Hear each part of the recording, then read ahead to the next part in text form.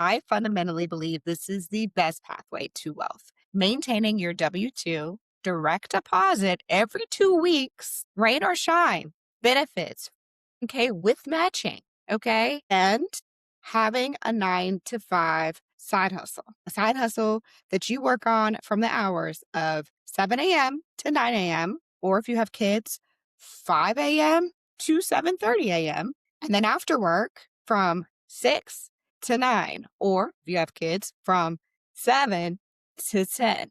And that work pays off. It's so hard. I understand. You've got work to do. You've got the mental load. You're a professional. I get it.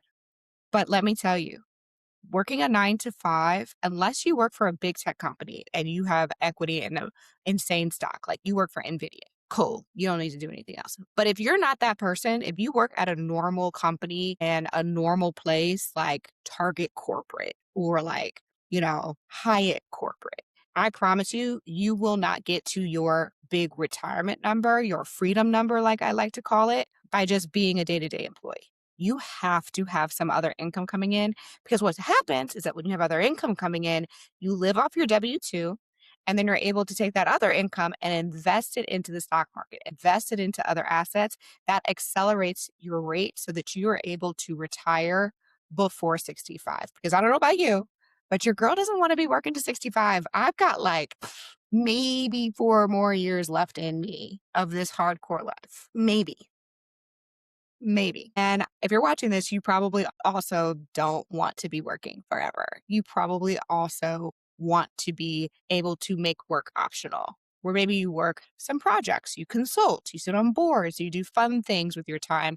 You work every other week, once a quarter for a month. You take a project 6 months out of the year, whatever it is. Okay. You are able to do that when you have enough assets in your bank account that the returns from that asset, from that nest egg, is spitting out your annual living expenses. So it's very important, if you have a corporate 9 to 5, that you figure out how to have other income in, because the system is no longer designed for you to retire. Like our grandparents, where they had pension plans and, where they had 10-year jobs and all types of things that were built in to the system to help them have stability. We're just not that kind of economy anymore. So it's important that you take your future into your hands. And I get it. It can feel overwhelming, frustrating to look at your finances in that way, because you might be looking at your finances and saying to yourself, I am nowhere near the amount of money I need to have saved or invested in order to even think about this money spitting off retirement income for me. So you should make sure you check out my FIRE calculator, Financial Independence Retire Early calculator, so that you know exactly how much money you need to save and invest, so that you know when you can actually start to take that money and take it out of the market and withdraw money from the market, what we call the withdrawal rate, which is typically about 4% from that principal, and say, okay, now I can start to take this as income. Because a lot of people are looking at their numbers at 50 and saying, oh my God, I have to work another 15 years. And I do not want that for you.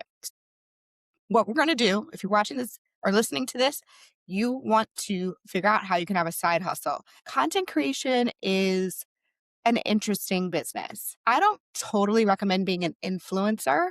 Like being an influencer, having affiliate links, I don't know that I recommend that. I probably don't. Actually, I don't recommend it at all. What I do recommend, however, is that you become a expert content creator. If you have a 9 to 5, you are an expert at something. You are really good at something. And you can make a business out of giving that information back out into the people. But to do that, to tell people that you're good at it, you have to become a creator. You have to put content and create content and put it out into the world as distribution. And I don't care if you become a LinkedIn creator, a Substack creator, a Instagram creator, a TikTok creator. I'm actually platform agnostic, as long as you are consistent and you are teaching and providing value. Because if you have a 9 to 5, you're probably not a comedian. You're probably not that funny. So you can't entertain us. You're probably not that aspirational. I mean, maybe a little bit if you're like Bose or, the CEO of some crazy company, aspirational. I love that for you. If you're probably not watching this or listening to this, which means you're probably just a normal person, which means you need to just educate us. because those are your three options: entertain, make people aspire to live your lifestyle, or educate you. I am an educator creator. Maybe I'm aspirational for some people, but I actually don't show most of my private life. You all don't even know what my house looks like. I'll show you like 3 rooms in my house. So for you, educational expert creator. So how do you do that? You need to start creating content. And you're creating content not from a place of ego. It's not from a place of wanting to be seen. You're creating content from this point of view of how do I provide value to the user? So how do you find what topics to talk about? Well, it's very simple, my friends.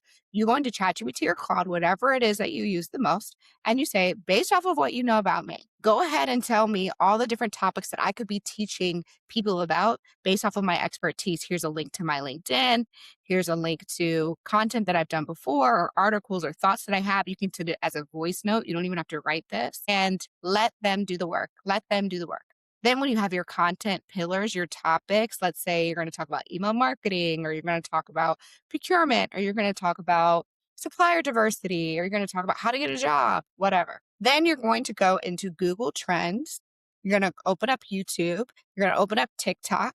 Okay. On Google Trends, you're going to look up the trends of keywords that are trending right now for that topic. On YouTube, you're going to search those keywords and see what videos come up and see what are the most popular videos, what topics they're talking about, how they're talking about it, what are the things that people have questions about in the comments of those really popular videos. And then on TikTok, you're going to go to Creator Search Insights. So you type into the search bar, Creator Search Insights, and it's going to give you a list of topics that it wants you to talk about. Because here's the thing, TikTok wants to be Google.